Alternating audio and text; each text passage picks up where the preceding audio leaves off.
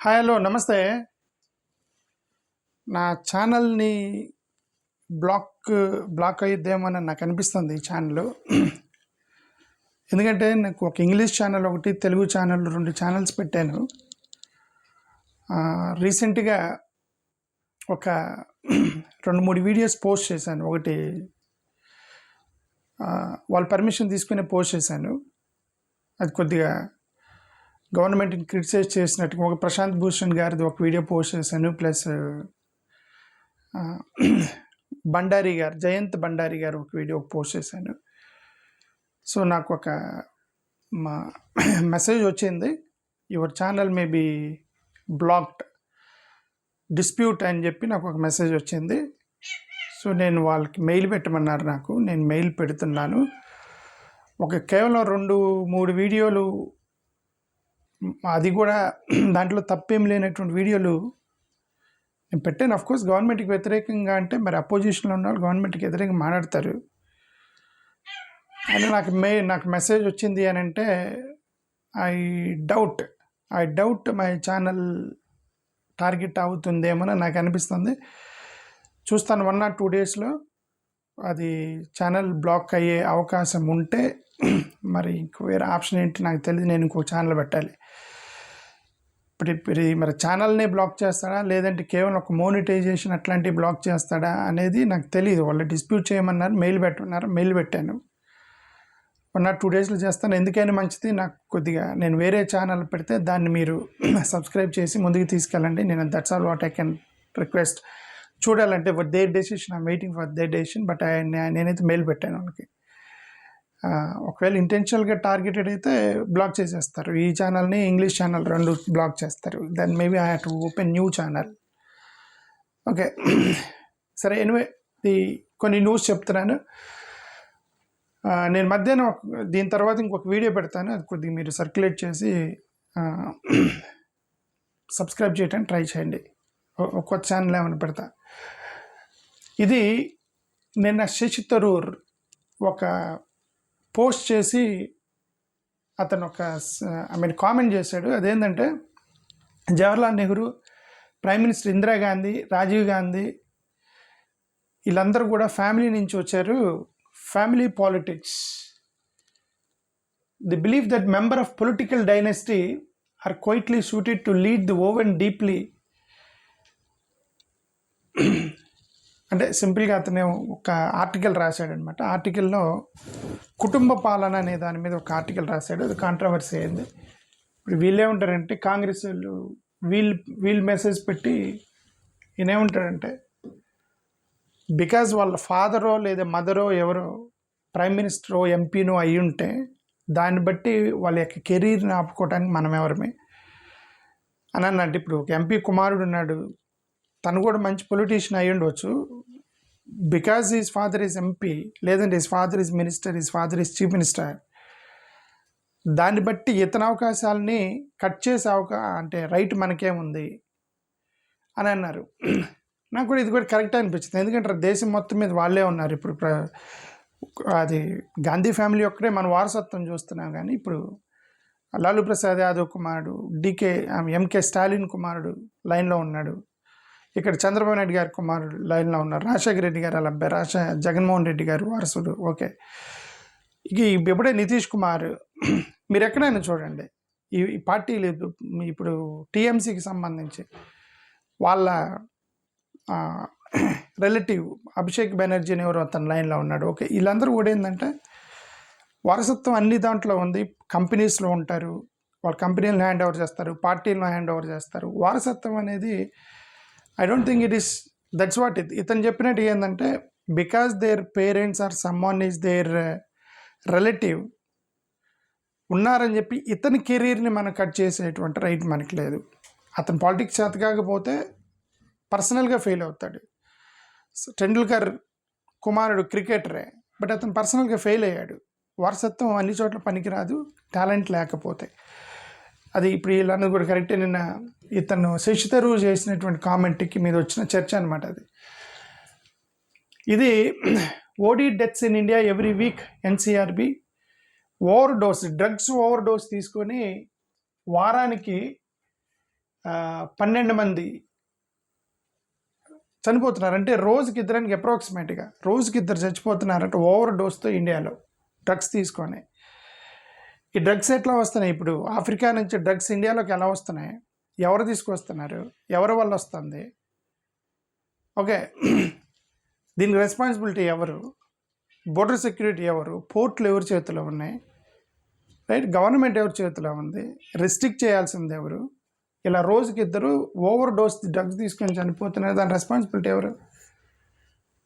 Okay, ఇది 3 teachers assault 8-year-old Dalit boy places scorpion in his pants.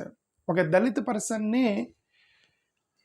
పర్సన్ని బాయ్ని వాళ్ళు target చేసి, చూడండి, స్కూల్ టీచరు ప్రిన్సిపాల్ ముగ్గురు కలిసి అతని ప్యాంట్లో తేలేసారట. ప్యాంటు తీసి తేలేసారట. ఫాదర్ వచ్చి, ఎందుకు మా పిల్లోని చేసావంటే, నువ్వు మీది ఎవరికైనా చెప్పినా, సోషల్ మీడియాలో పెట్టినా, కంప్లైంట్ చేసినా మిమ్మల్ని చంపేస్తామని బెదిరించారంట. చూసారా? నేను ఇవన్నీ మాట్లాడుతున్నానని ఇప్పుడు నా ఛానల్ పోతుంది. అది నాకు ఒకటి అర్థమైంది. సరే చూద్దాం, what ever, I'm ready to face it. ఏం జరిగినా ఐఎమ్ రెడీ టు ఫేస్. ఇది రాజస్థాన్ 21. ఇప్పుడు నిన్న ఒక యాక్సిడెంట్ జరిగింది, బస్ యాక్సిడెంట్. ఇవి చూడండి, మొత్తం రాజస్థాన్లో 21 మంది చచ్చిపోయారు జస్ట్ ఒక 1 monthలో. ఇది వీళ్ళెవరు? ఆంధ్రప్రదేశ్లో ఒక 20 మంది, రాజస్థాన్లో ఇది జరిగిన 24 గంటల్లో నిన్న తెలంగాణ జరిగింది, మళ్ళీ నిన్న నైట్ ఒకటి జరిగింది రాజస్థాన్లో. ఇది 19 డెడ్ యాజ్ డంక్ డ్రైవర్. 19 ఏది నిన్న తెలంగాణలో చనిపోయిన తర్వాత మళ్ళీ వెంటనే డ్రంక్ డ్రైవర్కి ఒకటి పడింది. ఓకే, ఇది రాహుల్ గాంధీ రిపిల్స్ అనే పాండ్. ఇది రాహుల్ గాంధీ దీంట్లో చేపలు పడటానికి దిగాడని చెప్పి నరేంద్ర మోడీ గారేమో ఇక్కడ ఢిల్లీలో ఒక పాండ్, సపరేట్ పాండ్ చేసుకొని అక్కడ చాత్ పూజ చేశారు. రాహుల్ గాంధీ చేపలు పడటానికి నీళ్ళల్లో దిగాడు అని చెప్పి తిప్పుతున్నారు సోషల్ మీడియాలో. ఇది కంపేర్ చేస్తూ తిప్పుతున్నారు, దానికి సంబంధించిన న్యూస్ ఇది. ఇది నితీష్ కుమార్ బీజేపీ వాళ్ళ చేతుల్లో ఉన్నాడు, తన రిమోట్ కంట్రోలు, దానికి సంబంధించి మనం గతంలో కూడా చేశారు. ఇది చూడండి, బీఫ్ మాకు ఓటేస్తే మీకు బీఫ్ ఇస్తాము, మాకు ఓటేస్తే beef will be supplied to you అని ఒక న్యూస్ పేపర్లో వచ్చింది. ఎవరు? కాంగ్రెస్ వాళ్ళు మేనిఫెస్టోలో పెట్టారని. అర్థమైందా? ఓటేస్తే బీఫ్ ఫ్రీగా సప్లై చేస్తామని మేనిఫెస్టోలో పెట్టారని ఒక హిందీ ఛానల్లో డైరెక్ట్ పేపర్ పబ్లిష్ చేశారు. దీన్ని ఖండించారు, అది ఫేక్. ఎవరన్నా మేనిఫెస్టోలో పెడతారా బీఫ్ ఫ్రీగా ఇస్తామని చెప్పి? అది పెట్టారు. ఓకే, ఇది ప్రియాంక గాంధీ గారు ప్రైమ్ మినిస్టర్ గారిని మినిస్ట్రీ ఆఫ్ ఇన్సల్ట్స్ అని ఒకటి కొత్తది ఓపెన్ చేయండి అన్నారు. అంటే అవమాన శాఖ, రకరకాల శాఖలు అంటే హోంశాఖ, అట్లాగా అవమాన శాఖ ఒకటి పెట్టండి, మీరు అందరిని అవమానిస్తున్నారని తను చేసిన statement. Jairam Ramesh, Bihar needs reconstruction, Congress accuses BJP JD of turning state into migration industry. మీరు బీహార్ మొత్తాన్ని మైగ్రేషన్ ఇండస్ట్రీగా మార్చారు, అందరు పక్క ఊర్లకి వెళ్ళి ఉద్యోగం చేసుకున్నారు బీహార్ మొత్తం అనేది, దాని బీహార్కి సంబంధించి. ఇది నిన్న యోగి ఆదిత్యనాథ్ గారు 3 తీన్ బందర్ అంటే 3 కోతులు, పప్పు టప్పు అప్పు ఏదో అన్నాడు, పప్పు టప్పు అప్పు అని 3 బందర్లు ఉన్నారు, 3 కోతులు ఉన్నాయి. ఒకరు రాహుల్ గాంధీ, ఇంకొకరు అదే తేజస్వి యాదవ్, అది ఇంకో ఉత్తరప్రదేశ్లో ఉన్నటువంటి ఇతను సమాజ్వాదీ పార్టీ అఖిలేష్ యాదవ్, ముగ్గురిని కలిపి పప్పు టప్పు అప్పు అని అన్నాడు అనమాట. అది అన్నాడని వీళ్ళు ఏమన్నారంటే, నువ్వు కోతులతో పోలుస్తావా ఆంజనేయ స్వామి, కోతులు అనేవి Hanuman, you are insulting Hanumanji అని చెప్పేసి వీళ్ళు పెట్టినటువంటి పోస్టులు అనమాట. ఓకే, ఇది పీటే fact check. The clipped video falsely claim Rahul Gandhi talked about himself. అదే అండి, తను నాకు దేవునితో డైరెక్ట్గా కనెక్షన్ ఉంది, యేసుక్రీస్తుతో మాట్లాడుతాను రోజు అని అన్నాడని చెప్పి ఒక video తిప్పుతున్నారు.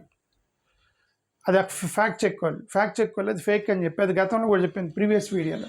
NDA Hess turn Bihar into market of labourers. Rahul Gandhi అదే జయరాం రమేష్ చేసింది, ఇది చెప్తాను లేబరర్స్ ఇండస్ట్రీగా మార్చారు బీహార్ని అనేది. India gate disappears, AAP slams BJP as Delhi's air quality worsens video.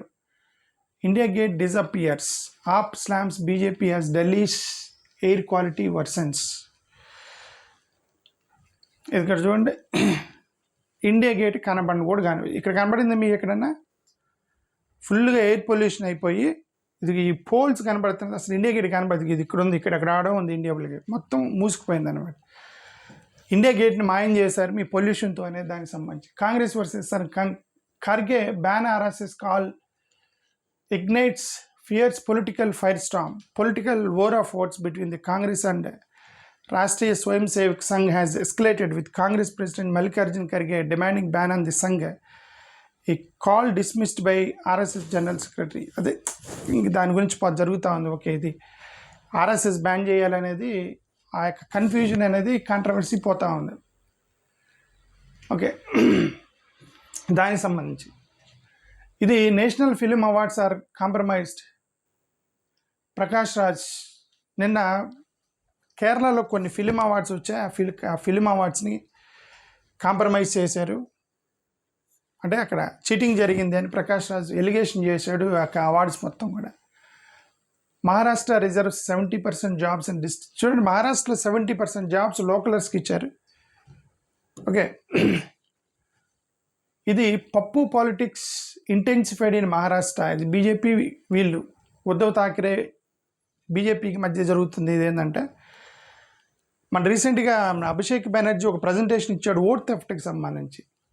నువ్వు పప్పు గిరి చేస్తున్నావని అన్నాడు దేవేంద్ర ఫడ్నవీస్. దానికి సంబంధించి మళ్ళీ అక్కడ కాంట్రవర్సీ మహారాష్ట్రలో. Mumbai hostess care police to record statement of ex Maharashtra minister Deepak Khasarkar. Okay, అది ఇంకా అతను ఎవరి పేరైతే ఒక డాక్టర్ ఒక మినిస్టర్ మీద ఎలిగేషన్ చేసి చనిపోయిందో అతన్ని ఎంక్వైరీ చేయబోతున్నారు అనేది దీనికి సంబంధించి. Khaira demands white paper and 56,000 jobs ఇచ్చామని మీరు చెప్తున్నారు ఢిల్లీలో. అసలు యాక్చువల్గా ఇది ఆమ్ ఆద్మీ పార్టీ పంజాబ్కి సంబంధించి 56,000 ఉద్యోగాలు ఇస్తామన్నారని చెప్పి బీజేపీ వాళ్ళు ఏమంటారు ఏం చేశారు, డిమాండ్ చేశారు. ఆ వైట్ పేపర్ ఇవ్వమని 56,000 మంది ఉద్యోగాలు ఇచ్చారన్నారు కదా, వాళ్ళ పేర్లు రిలీజ్ చేయమని బీజేపీ ఆమ్ ఆద్మీ పార్టీని అడిగింది. ఆప్ సోషల్ మీడియా టీం, ఇది మన ఆంధ్రప్రదేశ్లో వైఎస్ఆర్సీపీని టార్గెట్ చేసినట్టుగా ఇది రాజు కర్పాడ ఎఫ్ఐఆర్ని బుక్ చేశారు. ఓకే, అది ఒకటి అర్థమైంది. SR showdown, DMK move supreme court against role division in Tamil Nadu. CM Stalin ఎలిజెస్ EC conspiracy. CM Stalin కోర్టుకి వెళ్ళారు వీళ్ళు, మొత్తం దీనికి సంబంధించిన డిఎంకేకి సంబంధించిన మొత్తం కూడా కోర్టుకి వెళ్ళారు ఎస్ఐఆర్ని అపోజ్ చేస్తూ. దానికి సంబంధించిన న్యూస్ ఇది. CM Stalin dares PM Modi, ఇంకొకసారి తమిళియన్స్ బీహార్ వాళ్ళని మీరు హెరాస్ చేస్తున్నారని మీకు దమ్ముంటే ఇంకొకసారి అనండి అని చెప్పి స్టాలిన్ చేసినటువంటి కామెంట్ అది. No need to attend anti SIR rally, keep watch Mamata Banerjee to TMC leaders. Okay, వీళ్ళు ఒక ర్యాలీ చేయబోతున్నారు మమతా బెనర్జీ వాళ్ళు, మీరు జాగ్రత్తగా ఉండండి అనేది మమతా బెనర్జీ చేసింది. ఇది ఇతన్ని నిన్న ఎవరో ఒక అతను కొట్టాడట. ఇతను ఒక ఎమ్మెల్యే, వెస్ట్ బెంగాల్లో టీఎంసీ ఎమ్మెల్యే. అతని ఇంటి దగ్గర నుంచి ఆఫీస్కి వెళ్ళేటప్పుడు వెనకాల వెళ్ళాడట, లోపలికి వెళ్ళగానే తప్ప గుద్దేశాడట కడుపులో. ఎమ్మెల్యేని కొట్టాడట ఒక అతను. తర్వాత ఎందుకు కొట్టాడని వాళ్ళు ఎంక్వైరీ చేస్తే అతనికి ఏదో మతిస్థిమితం లేదు అది ఇదే అని చెప్తున్నారు. మతిస్థిమితం లేదు, కరెక్ట్గా ఎమ్మెల్యేని టార్గెట్ చేసి ఎందుకు కొట్టాడు అనేది ఒక క్వశ్చన్.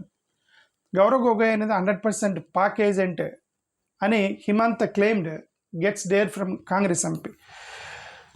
సో దీనికి సంబంధించి ఇగో 3,000 crores ఇప్పటివరకు డిజిటల్ అరెస్ట్ల మీద 3,000 crores పోయినాయి. ఈ 3,000 crores వాళ్ళు ఒక షాక్ న్యూస్ అనమాట. 3,000 crores కోర్టు షాక్ అయింది. చూడు, it is very shocking the 3,000 crores have been collected so far digital arrest ద్వారా.